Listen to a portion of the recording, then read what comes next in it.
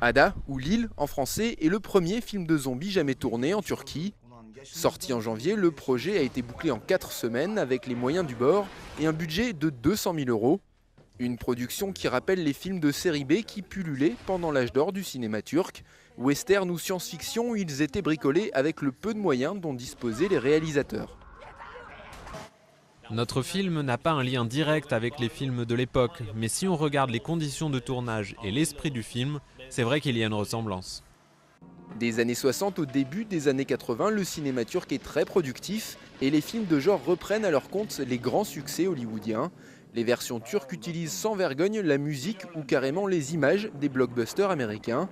En 1982, le cultissime L'homme qui sauva le monde, surnommé le Star Wars turc, atteint des sommets dans le domaine du kitsch. On peut reprocher à L'homme qui sauva le monde d'avoir été fait comme ci ou comme ça, mais moi je dis c'est bien qu'on l'ait fait.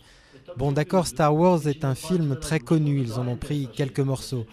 Mais il y a des choses plus intéressantes dans ce film. Par exemple, quand Cüneyt Arkın s'accroche à des pierres pour s'entraîner, aujourd'hui tout ça c'est devenu des sujets de thèse à l'université. Yılmaz Atadeniz a réalisé plus de 100 films depuis le début de sa carrière dans les années 60, dont plusieurs Zoro-turcs et la série des Killing. Dans cette trilogie, un génie du crime entouré de nymphètes combat un homme volant ressemblant étrangement à Superman, avec un détail en moins. Les scènes de vol, on n'y est pas arrivé. Ce n'est pas drôle, on n'a jamais réussi à le faire voler.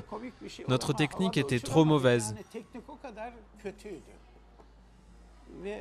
Mais malgré tout, le public turc a regardé nos films avec plaisir.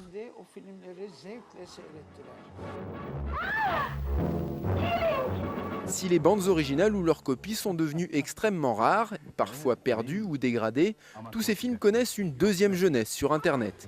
Les sites de partage de vidéos permettent ainsi à Killing de dépasser les frontières de la Turquie et d'imposer au monde entier sa poigne et son charme irrésistible.